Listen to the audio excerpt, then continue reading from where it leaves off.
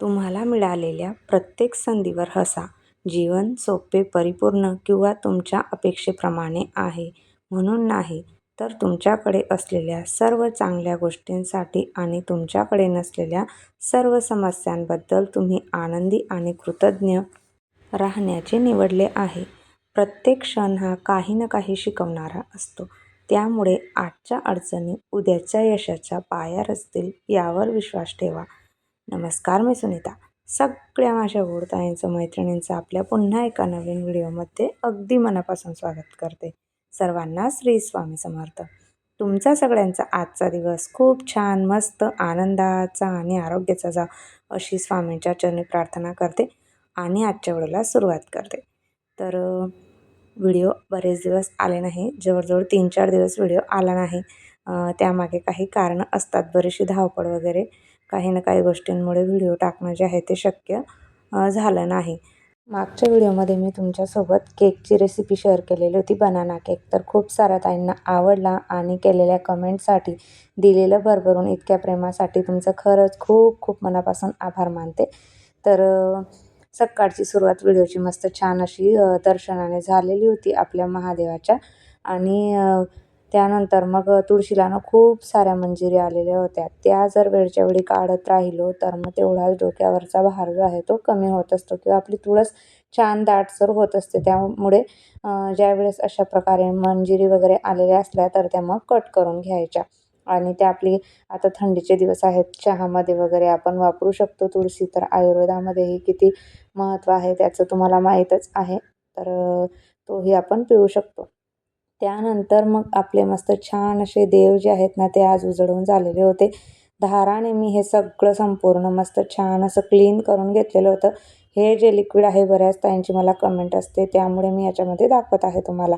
Liquid थोडंसं एका वाटीत काढून घ्यायचं, लावायचं आणि कापडाने, कॉटनच्या कपड्याने मस्त छान असं पुसून घ्यायचं. अगदी एकदम क्लीन, लखलखीत नवीन वस्तू आपण पितळेची किंवा तांब्याची आणतो ना, त्या पद्धतीने अगदी आपले संपूर्ण देव जे आहेत ना, ते क्लीन होऊन जातात एकदम ह्या लिक्विडने. कारण आता हिवाळा असल्यामुळे तांब्याच्या, पितळेच्या वस्तू म्हणा, देव म्हणा, काळपट होतात. ऋतूनुसार ते होत असतं, त्यामुळे वातावरणात बदल होतो. तसंच वस्तूही अगदी लगेच 2 दिवसातच खराब होतात. त्यामुळे ह्या लिक्विडने जर ते व्यवस्थित छान देव मस्त क्लीन करून घेतले ना, तर अगदी 15 दिवस तरी आपल्याला देव स्वच्छ करायची, जास्त म्हणजे व्यवस्थित डीप क्लिनिंग देवघराची करायची गरज पडत नाही. तांब्या मात्र वेळच्या वेळी 2-3 दिवसातून आपल्याला क्लीन करून घ्यावाच लागतो. अन्यथा मग तो काळपट आपला कलर जो आहे तो काही चांगला वाटत नाही. एकदा म्हणजे कलश घासून ठेवला, आठवड्यातून 2दा तरी व्यवस्थित छान घासून वगैरे भरून झाला की देवघर तितकंच छान आणि प्रसन्न जे आहे ना, ते वाटत असतं. आणि लिक्विडने देव तर खरंच खूप छान क्लीन होतात. एकदा केलं म्हणजे आपल्या महिन्यातून एकदा, 2दा, 3दा केलं तर बस होऊन जातं. त्याच्याने नाही तर सारखं मग देवघर क्लीन करण्यासाठी पण आपल्याला तितकाच वेळही द्यावा लागतो. परत अजून पूजा-पाठ वगैरे त्याच्यामध्ये बरंचसं आपलं येऊन जातं. तर मागे कमेंट होत्या की कशाने करतात, त्यामुळे तुम्हाला दाखवून दिलं एकदाचं की त्या लिक्विडने मी देव जे आहे ते स्वच्छ करत असते. तर साय जमा झालेली होती ताईंनो. आता बरेच दिवस झाले तूप काढणं राहिलं होतं. 10 दिवसाची साय, 10 ते 15 दिवसाची साय माझी जमा झालेली होती इथे. थोडंसं मी ह्यावेळेस ना साय ज्यावेळेस टाकत होती तेव्हा विरजण घातलेलं होतं. दरवेळेस मी काय करायची, विरजण टाकत नव्हती दह्याचं, नुसती सायच जमा करून ठेवायची. आणि जास्त करून तर आपण स्टीलच्या भांड्यामध्ये जर साय जमा करून ठेवल्या ना, तर सायींना ना पिवळटपणा येत नाही किंवा पांढऱ्या शुभ्र अशी जी साय आहे ना आपली, ती तशीच्या तशी राहते अगदी. त्यामुळे स्टीलचा वापर जर केला किंवा डब्बा म्हणा किंवा एखादं पातेलं वगैरे त्याच्यावर झाकण ठेवलं तर छान राहतं.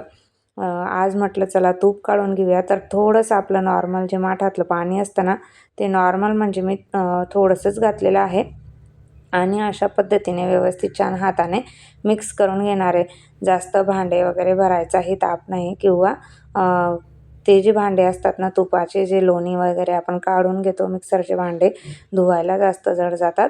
तरीही थोडं गरम पाणी टाकून म्हणजे मग ज्यावेळेस मी मिक्सरमध्ये फिरवते त्यावेळेस थोडं गरम पाण्यानेच ते स्वच्छ करत असते, नाही तर मग हातानेच मी अशा पद्धतीने या टोपामध्ये सगळी साय जी आहे ना ती काढून घेते. आणि सेम बघा तुम्ही किती मस्त छान असा लोण्याचा गोळा जो आहे तो अशा पद्धतीने तयार होतो आणि पाणी जे आहे ना ते बाजूला सुटून येतं. अगदी मी थोडंच पाणी घातलेलं होतं, पण त्याच्यामध्ये ज्यावेळेस आपण अशा पद्धतीने लोणी काढतो त्यावेळेस सगळं पाणी एका साईडला निघून जातं आणि लोण्याचा गोळा जो आहे तो तयार होऊन जातो.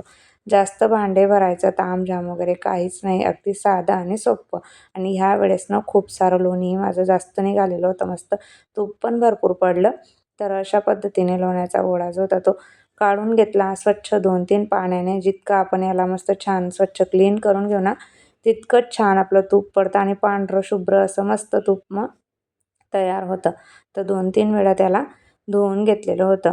आणि विरजण घातल्यामुळे ना सायमध्ये विरजण जर घातलं आपण दही घातलं थोडंसं, तर तुपाला ना एक छान अशी टेस्ट पण येते, फरक पडतो थोडा टेस्टमध्ये. मेन म्हणजे ज्या भांड्यामध्ये मला तूप बनवायचं होतं ना त्याच्यातच मी लोणी काढून घेतलेलं असल्यामुळे भांड्यांचा तेवढा ताप कमी झालेला होता. आणि मग सुरुवातीला थोडा फास्ट गॅस केला आणि नंतर कमी गॅसवर मग तूप बनवण्यासाठी ठेवून दिलेलं होतं. त्यानंतर आपले रोजचे जे काही मसाल्याचे पदार्थ वगैरे लागतात आपल्याला रोजच्या स्वयंपाकामध्ये, तर तेच मसाल्याचा डब्बा आणि तेलाची बरणी जी आहे तीही वेळच्या वेळी 8-10 दिवसातून क्लीन करून घ्यावीच लागते, नाहीतर याच्यातले मसालेही सगळे खाली वगैरे पडतात, तर मग तो डब्बा खराब होतो आणि चांगला वाटत नाही. त्यामुळे त्यालाही वेळच्या वेळी व्यवस्थित छान क्लीन करून घ्यावाच लागतो. तर सकाळी क्लीन करून ठेवलेला होता. आता म्हटलं हे तूप कमी गॅसवर होत आहे तोपर्यंत मसाले वगैरे जे आहेत ते भरून ठेवूयात. आणि मिरची आहे ना आपण काचेच्या बरणीमध्ये जर भरून ठेवली ना तर वर्षभर अगदी तशीच्या तशी राहते आणि रंगही मिरचीचा बदलत नाही, तसाच्या तसा राहतो. जर आपण प्लास्टिकच्या याच्यामध्ये ठेवायचं म्हटलं किंवा काही ना तर थोडा रंग जो आहे ना तो फिकट होऊन जातो याचा लाल तिखटचा. त्याच्यामुळे काचेच्या बरणीत ठेवून बघा, वर्षभर आपल्याला बघायची गरज पडत नाही मग त्याच्याकडे. आणि सगळे मसाले वगैरे भरून झालेले होते आणि त्यानंतर गूळ आणलेला होता. रोजच्या रोज चहासाठी गूळ लागतोच आम्हाला. तर आता गुळाचा चहा बनवण्याचं ठरवलेलं आहे. साखर अगदी जास्त लागत नाही. कधीतरीच मी साखरेचा चहा ठेवते, ज्यावेळेस गूळ संपलेला असेल त्यावेळेस. तरी महिन्याला 2 किलो गूळ जो आहे तो आणून ठेवते. महिनाभर आरामात साखरेला होऊन जातो. तर गूळ जो आहे ना तो कट करून घेत आहे इथे सगळा, कारण सकाळी चहा ठेवायचं म्हटलं तर तसंच तसा जर गूळ राहिला तर परत मग तो कट करा आणि टाका. तर एकदाच म्हटलं गूळ सगळा संपूर्ण कट करून डब्यामध्ये भरून ठेवते, म्हणजे सकाळी जी काही आपली धावपळ होणारी आहे ती होणार नाही किंवा पटकन काढून मग लगेच चहा जो आहे तो ठेवता येतो. त्यासाठी संपूर्ण गूळ जो आहे ना तो इथे बारीक करून घेत आहे विडीने. तूप होईपर्यंत बघा किती सारे कामं जे आहेत ते तिथल्या तिथं आपले बेसिक कामं जर आधीच ठरवून घेतले की हे कामं करायच्या वेळेस आपल्याला मला पटापट दुसरी कामं आवरून घ्यायची आहेत, हे जर आपण वेळच्या वेळी ठरवून घेतलेलं असलं ना तर एक काम करता करता आपली बरीचशी कामं जी आहेत ना तीही होऊन जातात. तितका वेळ म्हणजे मोकळं न राहता बाकीच्या कामांचाही आपल्याला नंतर मग मदत होते, हातभार लागून जातो. तेवढीच कामं आपली कंप्लीट होऊन जातात आणि पुढच्या वेळेस आपली फजिती होत नाही. 2 किलो गूळ मी आता इथे डब्यामध्ये भरून ठेवलेला आहे. आता महिनाभर त्याच्याकडे बघायचं काम नाही, कारण सकाळी स्कूलची वगैरे टिफिनची सगळ्याच गोष्टींची, मुलींच्या वेण्या घालण्यापासून सगळ्या गोष्टींची आपली धावपळ जी आहे ना ती होत असते. त्यावेळेस काय होतं, एका साईडला आपल्या टिफिनची तयारी आणि परत दुसऱ्या गॅसवर चहा वगैरे ठेवायचं म्हटलं म्हणजे गूळ चिरण्यासाठी परत आपल्याला ते काम अपूर्ण ठेवून मग ते करावं लागतं. म्हणून ते आता एक टेन्शन मिटलेलं आहे. आणि तूपही तुम्ही बघू शकतात की किती मस्त छान असं पडलेलं आहे. तर गाळून घेतलेलं आहे डब्यामध्ये, आता तूप भरून ठेवलेलं आहे. आता पुढचे बरेच दिवस जाईल मला हे एवढं तूप. आणि त्यानंतर मग त्याच्यातली जी काही वेरी होती ना ती खाली उरलेली, त्याच्यामध्ये थोडा गूळ घातलेला आहे मी. तर तीही वाया न जाता बऱ्याच वेळेला मी आधी काय करायची टाकून द्यायची, पण ह्या वेळेस ना विरजणमध्ये दही टाकलेलं असल्यामुळे मग मी याची बेरी पाडून घेतलेली होती. बऱ्याच वेळेस नाही तर मी याचं काहीच करत नाही, टाकून देते मी तशीच. पण आता साईमध्ये दही घातलेले असल्यामुळे मग मी ते करून घेतलेलं होतं आणि छान झालेलं होतं, मस्त लागत होतं. तर खारीक आणलेली होती, बऱ्याच वेळेला तुम्हाला दाखवली वाळवतानाही छान सुकलेली होती. मिक्सरमध्ये तिला बारीक करून घेते, कारण आता हळूहळू आपल्या लाडूंचीही तयारी करून घ्यावी लागेल. त्याच्यामुळे एक तरी सुरुवात करायलाच हवी. त्यासाठी खारीक आणि खोबरं दोन्हीही वस्तू मी बारीक करून घेतलेल्या होत्या. कारण एकाच दिवशी सगळं साहित्य आणून वगैरे तयारी करण्यापेक्षा हळूहळू तयारी करून ठेवली तर मग पुढच्या गोष्टी आपल्यालाही सोप्या होतील. खारीक आणि खोबरं दोघीही मिक्सरमध्ये बारीक करून घेतलेलं आहे. चला ताईंनो, मी व्हिडिओचा एंड करते. व्हिडिओ कसा वाटला कमेंट करून नक्की सांगा. सोबतच नेहमीप्रमाणे आवडलं असेल तर लाईक करा, शेअर करा, सबस्क्राईब करा. श्री स्वामी समर्थ.